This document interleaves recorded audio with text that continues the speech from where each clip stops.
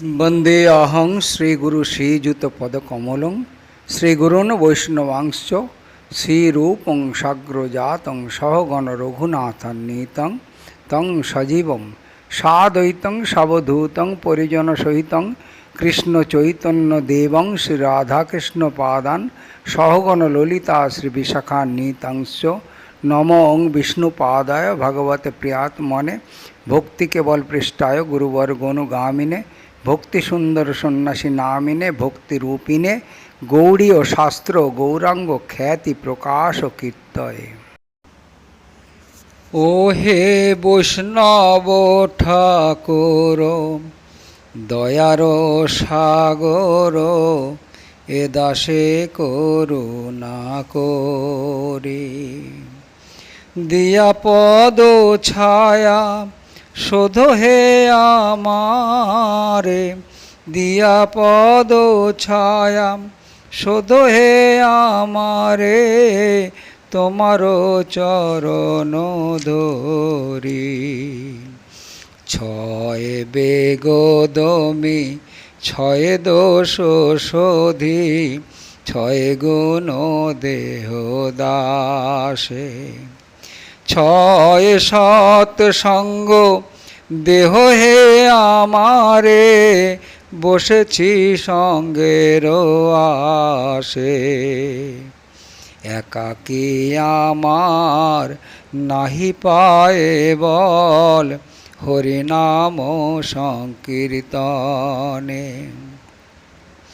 तुमी कृपा करी श्रद्धा बिंदु दिया तुमी कृपा करी श्रद्धा बिंदु दिया देह कृष्ण नाम धने कृष्ण से तोमार कृष्ण दीते पारो तोमारो शक्ति आछे आमी तो कांगाल कृष्ण कृष्ण बोली आमी तो कांगाल कृष्ण कृष्ण बोली धाई तब पाछे पाछे ओ हे वैष्णव ठाकुर दयार सागर ए दासे करुणा करी।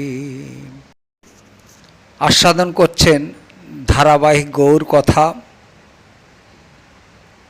অদ্বৈত আচার্য বললেন, বালক বলছো কাকে? কদিন পরেই জানতে পারবে এ বালক না আর কেউ, আর বালক হলেই বা কোথাকার বালক।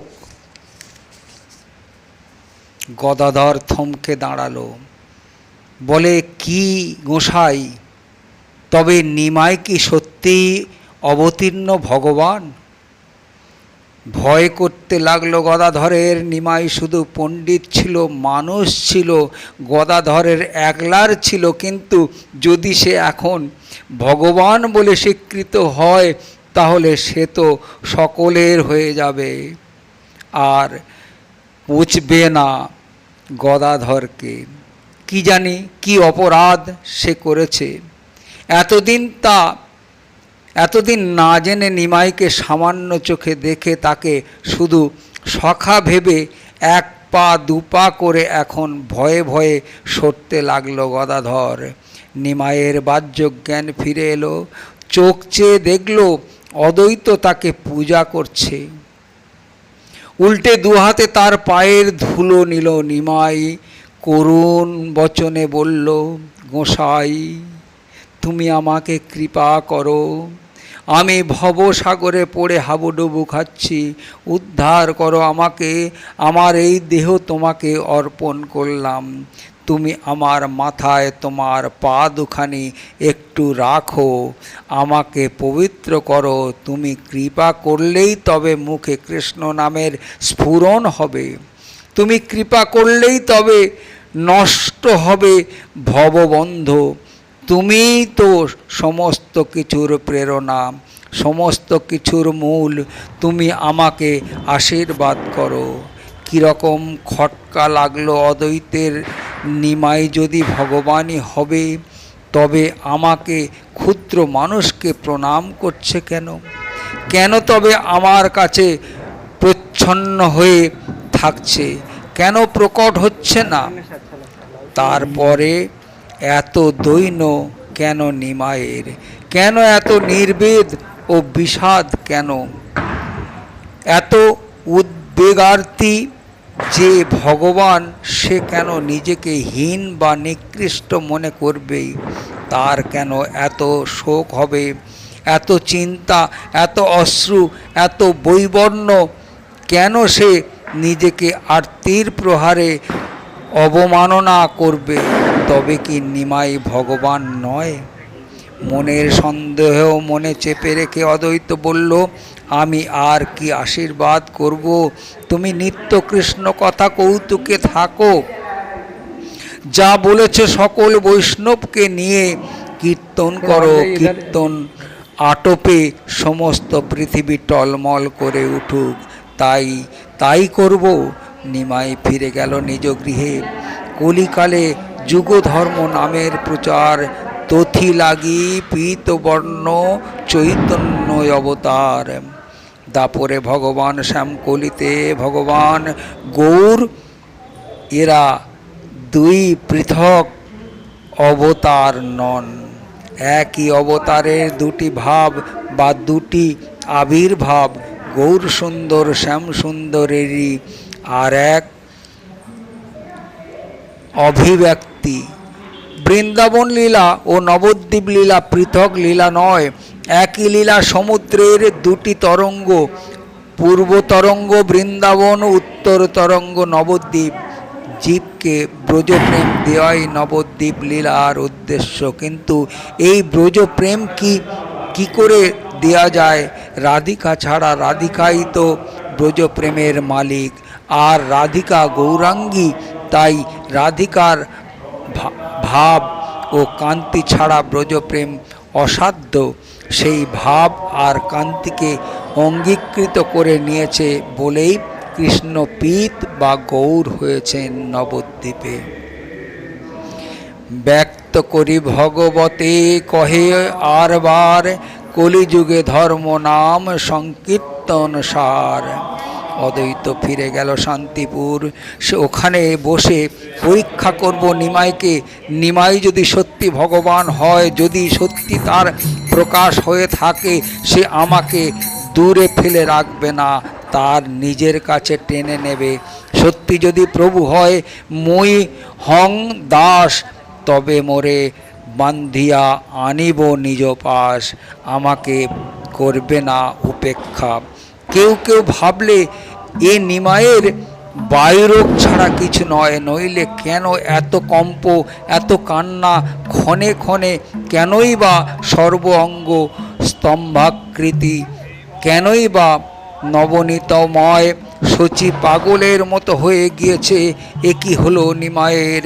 শ্রীবাস এসে আশ্বস্ত করল শচীকে, এ বায়ুরোগ নয়, এ কৃষ্ণ ভক্তি। শরীর কৃষ্ণ বিহার, কৃষ্ণ স্ফুরণ। শচীর তবু সান্ত্বনা কই। যদি কৃষ্ণ প্রেমের ঢেউয়ে নিমাই বেরিয়ে যায় বাড়ি থেকে, না শোক করি কেন? আমিও চোখ ভরে দেখি এই কৃষ্ণ মাধুরী, যে মাধুরী ঊর্ধ্বয়ান নাহি যার সমান। পরব্যান স্বরূপের গণে যেহ সবে অবতার, পরব্যামে অধিকারী। এ মাধুর্য নাহি নারায়ণে। অন্য স্বরূপের কথা দূরে থাক। যিনি সমস্ত অবতারের মূল, যিনি পরব্যামের অধিপতি, সেই নারায়ণেরও শ্রীকৃষ্ণের সমান মাধুর্য নেই। থাকলে লক্ষ্মী বৈকুণ্ঠের সমস্ত ঐশ্বর্য উপেক্ষা করে সমস্ত কাম ভোগ বিসর্জন দিয়ে কৃষ্ণ মাধুর্য আস্বাদনের আশায় তপস্যা করতে বসত না। দেখো দেখো নিমাইকে, কনক মানস যেন পুলকিত অঙ্গ, ক্ষণে ক্ষণে অট্ট অট্ট হাসে বহু রঙ্গ, ক্ষণে হয় আনন্দ মূর্ছিত প্রহরেক, বাহ্য হইলে না বলয়ে কৃষ্ণ ব্যতিরেক। বহিরঙ্গ লোক দেখলে নিমাই এড়িয়ে যায়, আর ভক্ত দেখলেই নমস্কার করে, কারণ পায়ের কাছে বা লুটিয়ে পড়ে ষষ্ঠাঙ্গে।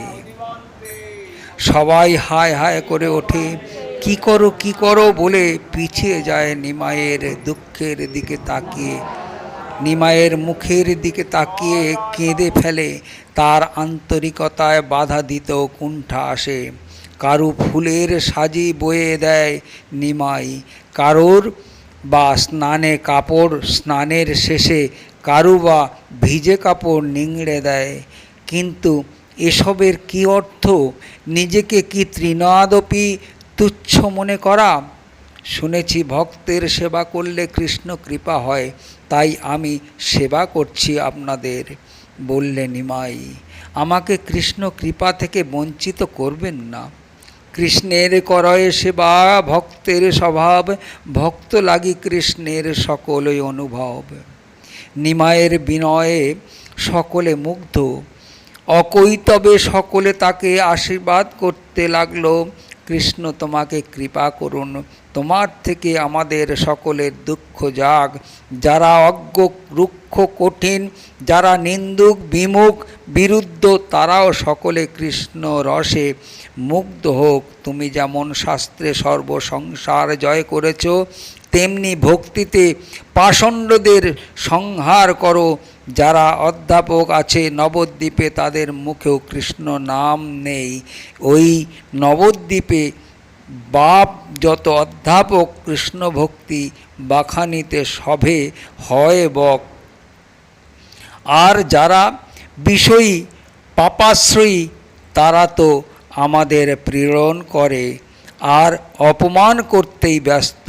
ভক্তের দুঃখের কথা শুনে, পাপিষ্ঠদের অত্যাচারের কথা শুনে ক্রুদ্ধ হয়ে ওঠে নিমাই।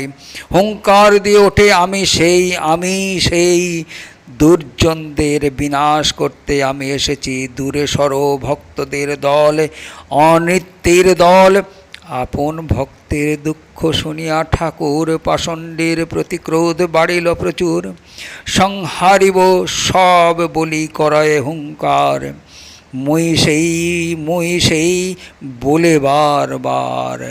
আপনে আপনে কহে মনে মনে কথা, ক্ষণে বলো ছিণ্ড ছিণ্ড পাষণ্ডীর মাথা। দন্ত কড়মড়ি করে মাল সাট মারে, গড়াগড়ি যায় কিছু বচন না স্ফুরে। এবার আবার আর এক প্রকাশ, আর এক কৃষ্ণমূর্তি, কৃষ্ণ দীপন। কিন্তু পরক্ষণেই আবার বিপুল বিরহভাবে ভেঙে পড়ে নিমাই, অশ্রুর স্রোতস্বিনীতে ঝাঁপ দেয়। কোথায় আমার নন্দ কুলচন্দ্রমা, কোথায় আমার শিখি পুচ্ছভূষণ, কোথায় আমার সান্দ্র মুরলীধর, কোথায় সুরেন্দ্র নীলদূতি, কোথায় রসরাস তাণ্ডবী, কোথায় আমার প্রাণ রক্ষার মহৌষধ, আমার সুহিতম অমূল্য রত্ন কোথায়? সেই বিধিকে ধিক, যে আমাকে আমার এমন প্রিয়তমের থেকে বিচ্যুত করল। কাহা সে চূড়ার ঠান, সিকি পঞ্জের উড়ান, নবমেঘে যেন ইন্দ্রধনু, পীতাম্বর তড়ি দুতি, মুক্তামালা বক পাতি, নবাম্বুদ যিনি শ্যামতনু, নবাম্বুদ যিনি শ্যামতনু। সর্বত্রই ওই এক ধ্বনি, কোথায় কোথায় কানাই কানাই, কাহানাই কাহানাই। শ্রীবাস নিমাইকে নিজের বাড়িতে নিয়ে গেল কীর্তন করাতে। তারা চার ভাই সকলেই কীর্তনে কীর্তিমান, সকলে আনন্দ করে উঠল। তারপর আসবে মুকুন্দ মুরারি, সদাশিব আর গদাধর, আসবে আরও অনেক কৃষ্ণ প্রণত কৃষ্ণ প্রণীত, জয় জয়কার হবে। কিন্তু কীর্তন কোথায়? কাঁদতে বসল নিমাই। সে ক্রন্দন বুঝি কীর্তনের চেয়েও মধুর। জানো, গয়া থেকে ফেরবার সময় কানাই নাটশালা নামে এক গ্রামে এসে উঠেছিলাম। সকালে দেখলাম সেখানে একটি শিশু এসে উপস্থিত। আহা, কি সুন্দর সে শিশু! তমাল শ্যামল কুন্তল নবগুঞ্জা, তার উপরে বিচিত্র ময়ূরপুচ্ছ, ছোট ছোট মণি তাতে ঝলমল করছে, মুক্ত কমল দলের মতো চোখ, কানে মকর কুণ্ডল, পরনে পীত ধটিটি কি মনোহর, আর তাতে মোহন বাঁশি, পায়ে মধুর নূপুর। সে অতি চঞ্চল শিশু হাসতে হাসতে আমার কাছে এলো নাচতে নাচতে। ধারাবাহিক গৌরলীলা এই পর্যন্ত। পরবর্তী লীলা পরবর্তী ভিডিওতে আস্বাদন করতে থাকুন এবং ভালো লাগলে লাইক শেয়ার কমেন্ট করতে ভুলবেন না। হরে কৃষ্ণ।